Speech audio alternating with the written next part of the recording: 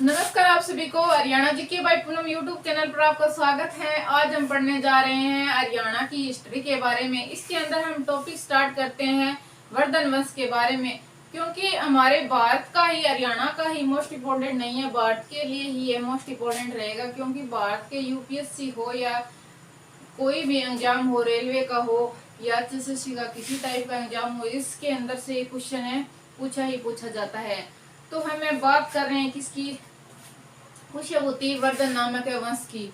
Most important क्यों रहता है? क्योंकि भारत का जो हिंदू राजा था, जो शक्तिशाली, सबसे ज्यादा शक्तिशाली राजा था हिंदू राजा, कौन सा? हर्षवर्धन। उसके टॉपिक की हमें बात कर रहे हैं। चलो स्टार्ट करते हैं पुष्यभूति वर्धन वंश के बारे में। किसकी बात कर रहे हैं? हमें वर्धन वंश की बात कर रहे हैं। किसने इसकी स्थापना की थी? वर्धन वंश की पुष्यभूति नामक व्यक्ति ने इसकी स्थापना की थी। उसका नाम क्या रहेगा? पुष्यभूति वर्धन नामक व्यक्ति ने किसकी स्थापना की थी? वर्धन वंश की स्थापना की थी। कब की थी? 6ठी शताब्दी के अंदर इसकी स्थापना की गई थी। किस 6ठी शताब्दी के अंदर इसकी स्थापना की गई थी। किसकी? वर्धन वंश की स्थापना की गई थी। और ये किसने की थी? पुष्यभूति नामक व्यक्ति ने की थी। उसका पूरा नाम था पुष्यभूति वर्धन। और पुष्यभूति के द्वारा इसकी स्थापना की गई थी, तभी इसका नाम रखा गया, वर्धन वंश इसका नाम रख दिया गया था। और कब की गई थी पुष्यभूति वंश की स्थापना? हमसे पूछ ले तो हम 6ठी शताब्दी के अंदर हमें बताएंगे। और आगे चलते हैं इस टॉपिक के अंदर से। पुष्यभूति का एक बेटा था जिसका क्या नाम था? प्रभाकर वर्धन था। प्रभाकर वर्धन को गद्दी पर किस टाइम बिठाया गया था? 580 ईस्वी के अंदर किसको बिठाया गया था? पुष्यभूति वर्धन का जो राजा रहेगा प्रभाकर वर्धन रहेगा। तो हमसे पूछ ले कि जो पुष्यभूति वर्धन का जो प्रथम राजा रहेगा, प्रथम राजा कौन रहेगा? प्रभाकर वर्धन है। क्या रहेगा? प्रथम है वर्धन वंश का प्रथम है राजा। कब बैठा था ये गद्दी पर? 580 ईस्वी के अंदर गद्दी पर बिठाया गया था। किसको? प्रभाकर वर्धन को 580 ईस्वी के ऊपर गद्दी पर बिठाया गया था। थोड़ा सा रिपीट कर देती हूँ स्टार्टिंग से, क्योंकि इम्पोर्टेंट क्वेश्चन है, यहीं से ही ज्यादा निकल के आएंगे। 6ठी शताब्दी के अंदर वर्धन वंश की स्थापना की गई थी। किसने की थी? पुष्यभूति नामक व्यक्ति के द्वारा वर्धन वंश की स्थापना की गई थी। और इसका पुत्र रहेगा कौन? प्रभाकर वर्धन, जो क्या रहेगा? वर्धन वंश का प्रथम राजा। हमसे पूछ लेना क्वेश्चन के अंदर। स्थापना तो की थी पुष्यभूति वर्धन ने, लेकिन इसका जो प्रथम राजा रहेगा वो कौन रहेगा? प्रभाकर वर्धन रहेगा। और प्रभाकर वर्धन की क्या हुआ था? 580 में ये गद्दी पर बैठा था। और इसके दो पुत्र थे, एक राज्यवर्धन था और एक हर्षवर्धन था। और एक इसकी थी पुत्री, वो कौन थी? राजश्री। इससे रिलेटेड, राजश्री से जुड़े हुए क्वेश्चन है की ओर आगे बढ़ते हैं हम। और इसके अंदर महत्वपूर्ण राजा रहेगा, कौन रहेगा? महत्वपूर्ण राजा रहेगा हर्षवर्धन। और पुष्यभूति हरियाणा के मोस्ट इम्पोर्टेंट क्वेश्चन, यहाँ से एक या दो क्वेश्चन इस के टॉपिक के अंदर से पूछे जाते हैं। क्यों पूछे जाते हैं? क्योंकि कुरुक्षेत्र के अंदर जो थानेसर था, यहाँ पर इन्होंने वर्धन वंश की स्थापना की थी। और थानेसर रहेगा, वर्धन वंश की राजधानी रहेगी। प्रथम राजधानी कौन सी रहेगी? थानेसर रहेगी वर्धन वंश की। तो हम बात कर रहे हैं प्रभाकर वर्धन की। प्रभाकर वर्धन कौन था? ये थोड़ी देर पहले मैंने बताया था। वर्धन वंश का प्रथम राजा कौन था? प्रभाकर वर्धन। डायग्राम की से इसके क्वेश्चन करते हैं। एक तो था इसका पुत्र है राज्यवर्धन। कौन था इसका पुत्र? एक राज्यवर्धन है, वर्धन था। और एक था इसका पुत्र है हर्षवर्धन, जिसके बारे में हमसे ज्यादा क्वेश्चन देखने को मिलते हैं। हर्षवर्धन और एक थी इसकी पुत्री, उसका क्या नाम था? राजश्री। राजश्री। तो इस टॉपिक को हमें आगे बढ़ते हैं। इसको 580 ईस्वी के अंदर है, इसने इसको गद्दी पर बिठाया गया था, 6ठी शताब्दी के अंदर प्रभाकर वर्धन को। तो हम बात कर लेते हैं, दो इसके पुत्र थे, एक था राज्यवर्धन और एक था हर्षवर्धन, और एक थी इसकी पुत्री थी राजश्री, और दो पुत्र थे इसके। कितने पुत्र थे? दो पुत्र थे और एक पुत्री थी राजश्री। हम आगे बढ़ते हैं। राजश्री की शादी कर दी जाती है ग्रह वर्मन नामक व्यक्ति, राजा रहेगा। कहाँ का रहेगा? कनौज का राजा रहेगा या शासक रहेगा, कुछ भी बोल दो, ग्रहवर्मन। और ये कहाँ का रहेगा? कनौज का। हम बार बार, क्या हमें पता है कि कन्नौज कहाँ पे है? क्योंकि बार बार क्वेश्चन आता है एग्जाम के अंदर कि जो हर्षवर्धन की दूसरी राजधानी थी वो कौन सी रहेगी? कन्नौज रहेगी। लेकिन इसके साथ साथ हमें दिमाग में ये भी याद रखना है कि कन्नौज कहाँ पे है, क्योंकि एग्जाम में का लेवल आगे कंपटीशन ज्यादा होने की वजह से बढ़ता जा रहा है, तो हमें कुछ भी पूछा जा सकता है। ये रहेगा यूपी, उत्तर प्रदेश के अंदर है। कहाँ पे रहेगा? कन्नौज, यूपी उत्तर प्रदेश के अंदर रहेगा। वहां का शासक था ग्रहवर्मन। इसके साथ में इसकी शादी कर दी जाती है। किसकी? राजश्री की शादी कर दी जाती है। किसके साथ में? ग्रहवर्मन नामक व्यक्ति के साथ में कन्नौज का जो शासक है रहेगा। लेकिन इसके बाद में क्या होता है कि इसके बाद में राज्यवर्धन को क्या बना दिया जाता है? राजा बना दिया जाता है। क्या बना दिया जाता है? थानेसर रहेगी राजधानी। वर्धन वंश का राजा कौन सा रहेगा? प्रभाकर वर्धन के बाद में राज्यवर्धन। किस टाइम? 506 ईस्वी के अंदर है। 506 ईस्वी के अंदर इसको राजा बना दिया जाता है, राज्यवर्धन को। इतनी छोटी ही उम्र के अंदर इसको 506 के अंदर क्या बना दिया जाता है? राजा बना दिया जाता है। और उस टाइम क्या होता है कि ग्रहवर्मन है ना, कन्नौज के ऊपर है, आक्रमण स्टार्ट हो जाते हैं। एक बार इससे डायग्राम को अलग से बनाते हैं। ये तो हो गया इसके बारे में, आपको अच्छे से समझ आ गया होगा। अब हम बात करें ग्रहवर्मन नामक व्यक्ति की।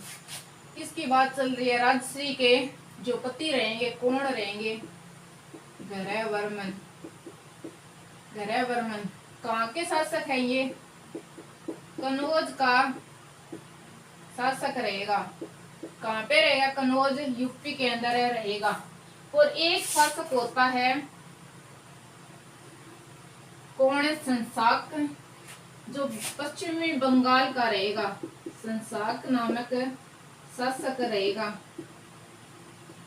किस वंश का रहेगा? हमसे पूछ ले, ये संसाक नामक जो शासक रहेगा किस वंश का रहेगा? गौड़ वंश का रहेगा।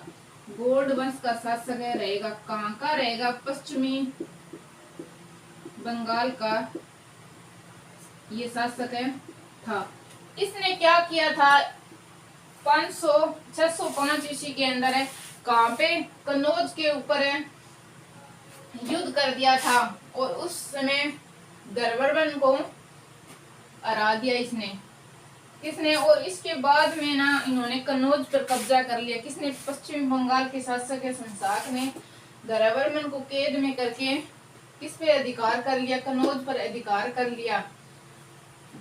और इसके साथ में एक राजा और था, मालवा का नरेश रहेगा। मालवा का नरेश,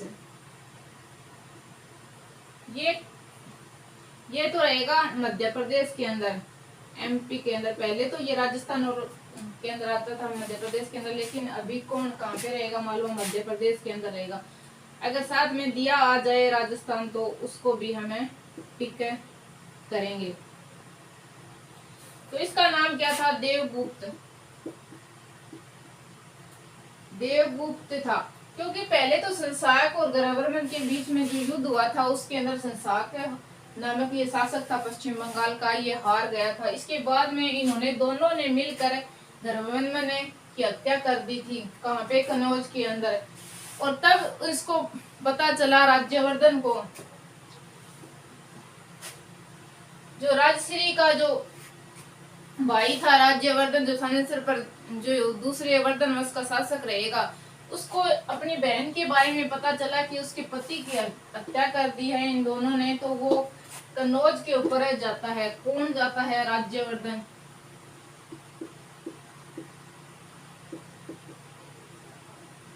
कन्नौज के ऊपर जाता है और वह युद्ध करता है और कन्नौज को जीत लेता है। और बाद में इन तीनों के बीच में एक समझौता होता है। उसी के बाद में रात को क्या होता है कि संसाक और इन दोनों ने क्या किया था, इसके साथ धोखा करके राज्यवर्धन को मार दिया था कन्नौज के अंदर।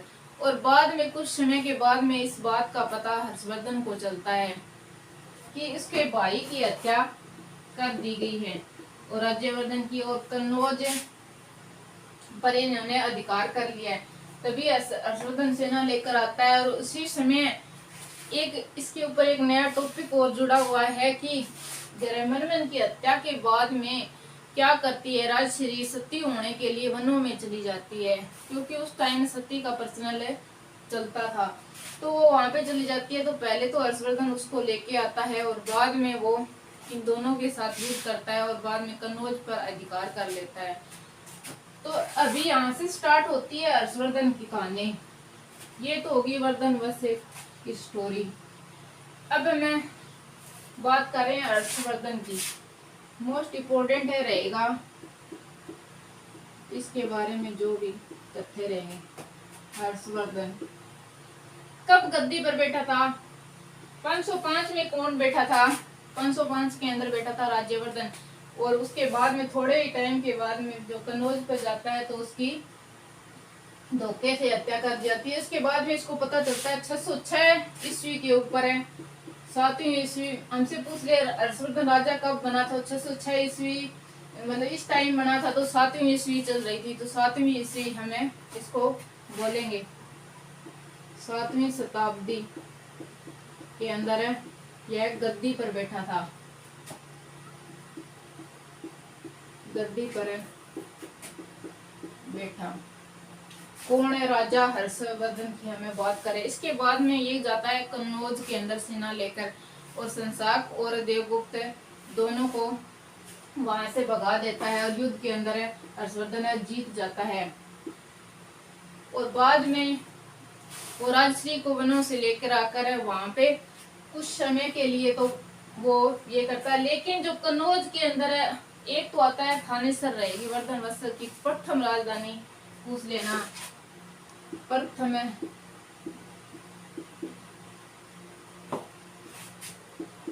राजधानी, क्योंकि डेट की यहाँ पे बात हो रही है तभी मैं बता रही हूँ। और दूसरी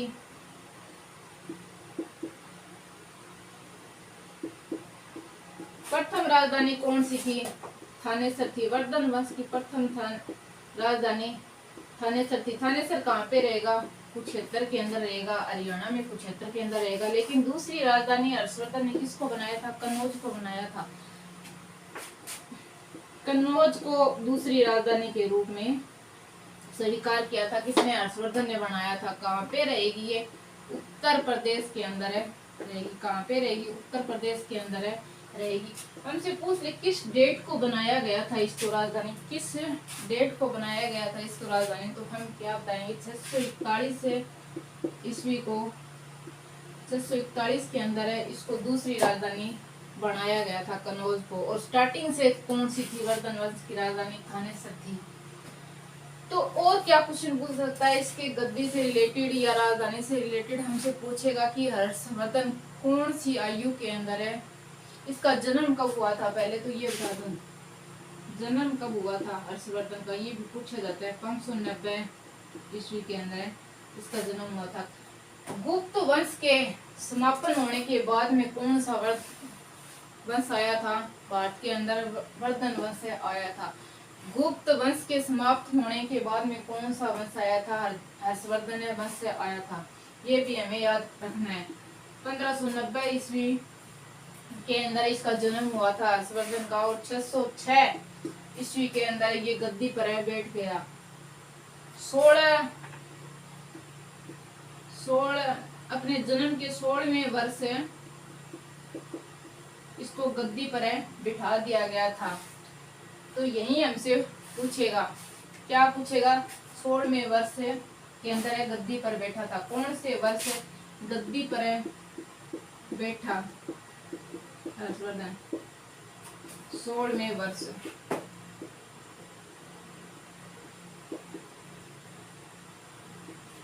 और क्या मोस्ट इम्पोर्टेंट है, एक तो उन्होंने कन्नौज के ऊपर अधिकार कर लिया था, बाद में उनको संसाक और देवगुप्त नामक दोनों शासकों को हटाकर इसका राज्य उत्तर के अंदर और दक्षिण के, उत्तर के अंदर ज्यादा फैला हुआ था, लेकिन दक्षिण के अंदर भी इसने प्रयास किया था किसका? अपने राज्य के विस्तार के लिए। तो 634 और 35 के अंदर है, किसके अंदर है? 634 35 ईस्वी को इसने एक युद्ध किया था। पुलकेशियन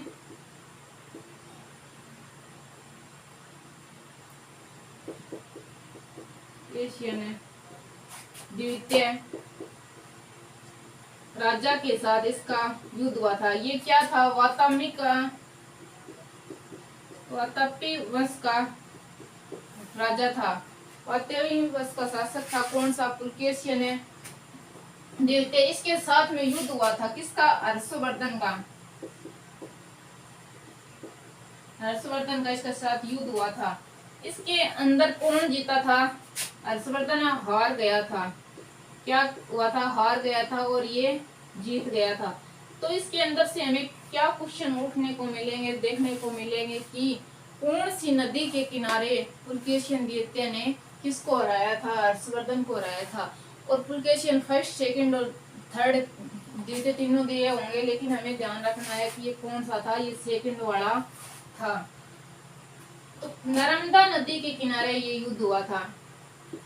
नर्मदा नदी के किनारे ये युद्ध हुआ था। किसके बीच में? पुलकेशियन द्वितीय जो वातावनी का नरेश रहेगा और हर्षवर्धन के बीच में युद्ध हुआ, जिसके अंदर हर्षवर्धन की हार हुई थी। तो ये नर्मदा नदी के किनारे रहेगा। हमसे पूछ लेगा पुलकेशियन द्वितीय जो वातावनी वंश का शासक था, हमसे पूछ लेगा कि उस समय वह कहाँ का राजा था? पुलकेशियन द्वितीय। क्या आपको पता है इसके बारे में? एक बार थोड़ा सा सोच के बताओ।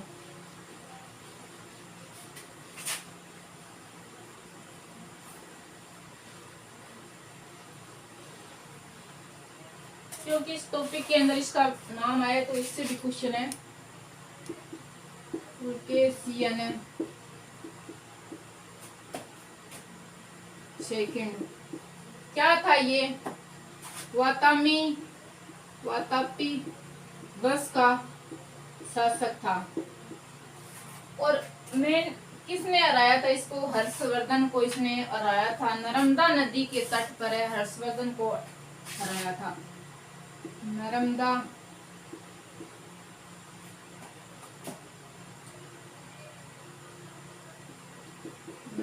नदी तट पर हर्षवर्धन को हराया था।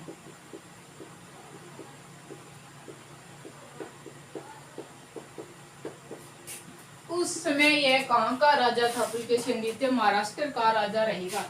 कहाँ का रहेगा? महाराष्ट्र का राजा रहेगा। ये क्वेश्चन आपको किताबों के अंदर देखने को नहीं मिलेंगे, फिर भी मैंने का राजा रहेगा, फिर भी मैंने करवाया है आपको। और क्या पूछ सकता है? इसके समय में एन स्वांग नामक व्यक्ति था। क्या था? एन स्वांग नामक चीनी यात्री था जो बौद्ध धर्म का अध्ययन करने के लिए कहाँ पे आया था? भारत के अंदर आया था। कौन सी ईस्वी को आया था? कौन सी डेट को आएगा? इससे ज्यादा पूछे जाते हैं। 629 ईस्वी को कहाँ आया था, भारत के अंदर आया था। लेकिन जो हरियाणा के अंदर रहेगा, थानेसर के अंदर जो इसके दरबार में रहेगा, हर्षवर्धन के दरबार में कब आया था, तो ये आया था 634 ईस्वी के अंदर, 634 ईस्वी के अंदर। इसकी बात कर रहे हैं हमें हेन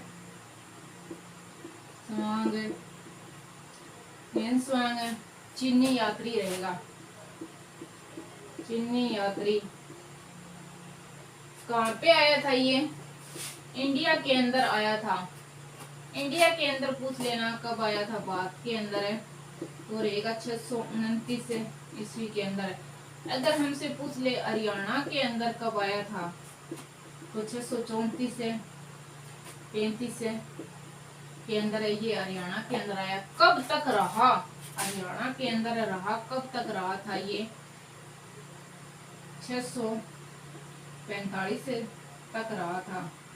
और क्या पूछा जा सकता है कि इंडिया के अंदर ये कितने टाइम रहा था, इंडिया के अंदर ये रहा था 15 वर्ष। कितने वर्ष रहा था, 15 वर्ष इसने क्या किया था, ये इंडिया के अंदर रहा था। 629 ईस्वी के अंदर आया था, 645 ईस्वी के अंदर है ये चला गया था यहाँ से। तो अब हमें बात कर लेते हैं किसकी, इसके बारे में ही बात करते हैं। इसको क्या कहा जाता है, नाविकों का राजकुमार कहा जाता है और आधुनिक भारत का शाक्य मुनि के नाम से भी इसको जाना जाता है।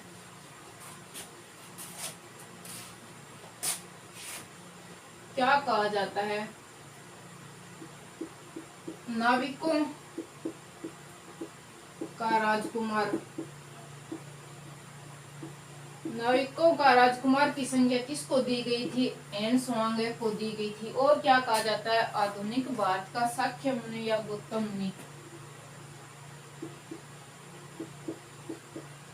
आधुनिक भारत का शाक्य मुनि या गौतम बुद्ध, गौतम बुद्ध इसको संज्ञा दी जाती है। क्या करने आया था ये इंडिया के अंदर, बौद्ध धर्म का अध्ययन करने आया था। किसका, बौद्ध धर्म का अध्ययन करने आया था ये। कहाँ पे, नालंदा रहेगा, बिहार के अंदर, नालंदा विश्वविद्यालय।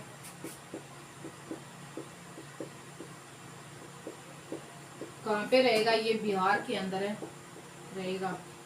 यहाँ पे ये बौद्ध धर्म का अध्ययन करने आया था। लेकिन क्या ले गया था, बौद्ध ग्रंथों को और बौद्ध से जानकारी से रिलेटेड जानकारी ये चीन के अंदर ले गया था साथ के अंदर। और क्या पूछ सकती है, इसने एक पुस्तक लिखी थी सी यू की। सी यू की एक मोस्ट इम्पोर्टेंट पुस्तक रहेगी एन स्वांग की।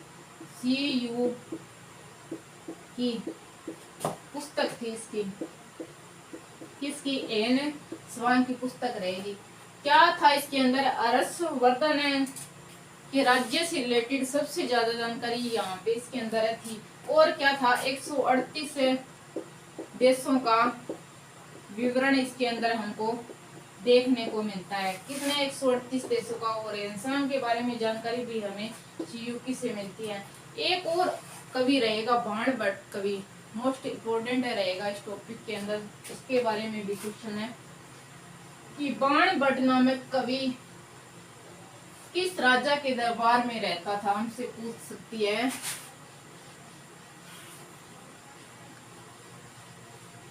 क्या पूछ सकती है, बाण भट्ट नामक व्यक्ति किस राजा के दरबार में रहता था, किसका कवि था, हर्षवर्धन के दरबार में रहता था।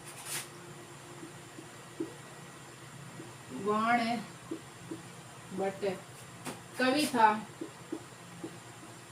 किसके दरबार का रहेगा, हर्षवर्धन के। क्या था, ये एक संस्कृत कवि था। इसने क्या रची थी, एक तो हर्ष चरित की रचना की थी। बार बार एग्जाम के अंदर क्वेश्चन पूछा जाता है कि हर्ष चरित की रचना किसने की थी, बाण भट्ट ने की थी। और एक और पुस्तक लिखी थी इसने, कादम्बरी नामक पुस्तक भी किसने लिखी थी, बाण भट्ट ने। इसकी 2 पुस्तकें रहेगी मोस्ट इम्पोर्टेंट, बाणभट्ट की। और सुनने एक रहेगा, हमसे पूछेगा हर्षवर्धन ने कौन कौन सी बुक लिखी थी। हर्षवर्धन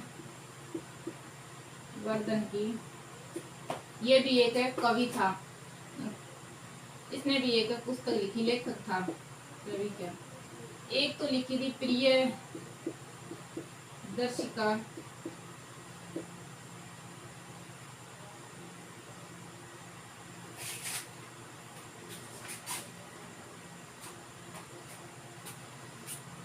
प्रिय दर्शिका नागानंद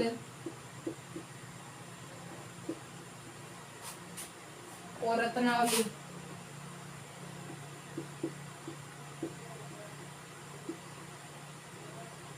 हर्षवर्धन ने कितनी बुक लिखी थी? 3 लिखी थी, प्रिय दर्शिका, नागानंद और रत्नावली, 3 रचना लिखी थी। और क्या पूछ सकता है कि इसका जो हमें जो देखने मिलता है, एक तो बाणभट्ट की बुक में हर्षचरित कादम्बरी में हर्षवर्धन की बुकों के अंदर एनस्वान के अंदर हमें किसके बारे में जानकारी मिलती है? हर्षवर्धन के बारे में जानकारी मिलती है। एक रहेगा जो युद्ध हुआ था पुलकेशिन द्वितीय का, वो हमें उसका वर्णन हमें कहाँ से मिला था? एलोरा अभिलेख के अंदर है। पुलकेशिन द्वितीय तथा राजा हर्षवर्धन के युद्ध के बारे में वर्णन, युद्ध का वर्णन कहाँ पे मिलता है? जो नर्मदा नदी के किनारे हुआ था,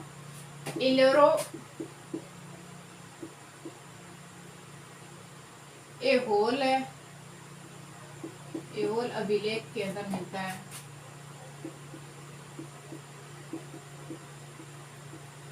ये लोग अभिलेख के अंदर हमें किसकी जानकारी मिलती है इसके बारे में।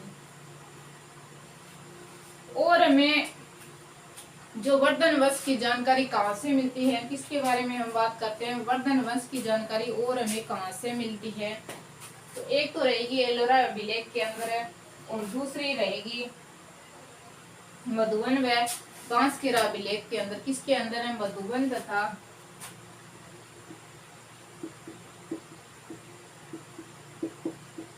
बांसखेड़ा अभिलेख के अंदर हमें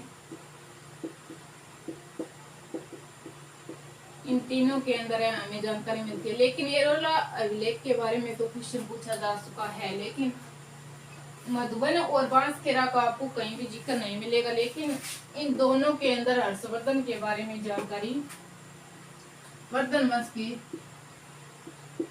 जानकारी मिलती है। एक लास्ट क्वेश्चन रहेगा, हर्षवर्धन को लोगों ने कौन सी उपाधि दी थी? परम भटनागर की उपाधि दी थी हर्षवर्धन को। उपाधि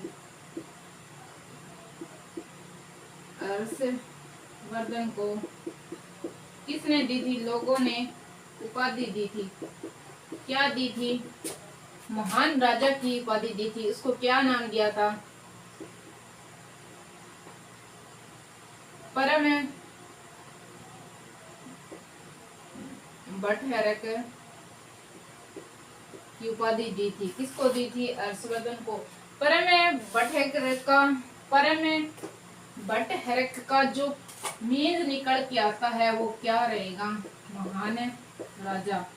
महान राजा की उपाधि किसको दी गई थी? हर्षवर्धन को दी गई थी। युद्ध के बारे में कहाँ पे मिलता है? एलोरा अभिलेख में। और वर्धन वंश की जो अलग से जो 2 अभिलेखों में जानकारी मिलती है, मधुबन अभिलेख है और कौन सा? बांसखेड़ा अभिलेख के अंदर हमें जानकारी देखने को मिलेगी। हर्षवर्धन को लोगों ने जो उपाधि दी थी, परम भट्टनागर की उपाधि दी थी। ये तो रहेगा वर्धन वंश के बारे में हमने वर्णन किया था। फुल डिटेल से मैंने इसके टॉपिक करवा दिया है, अच्छे से कर लेना है 1-2 बार, इसके बाहर आपको क्वेश्चन देखने को नहीं मिलेंगे। हमें जो भी हम कोई भी टॉपिक कर रहे हैं, हमें उस टॉपिक को इस डिटेल के साथ करना है कि हमें कहीं दोबारा ही उसको पढ़ने की जरूरत ही ना पड़े। तो थैंक यू, मिलते हैं नेक्स्ट वीडियो में। बाय।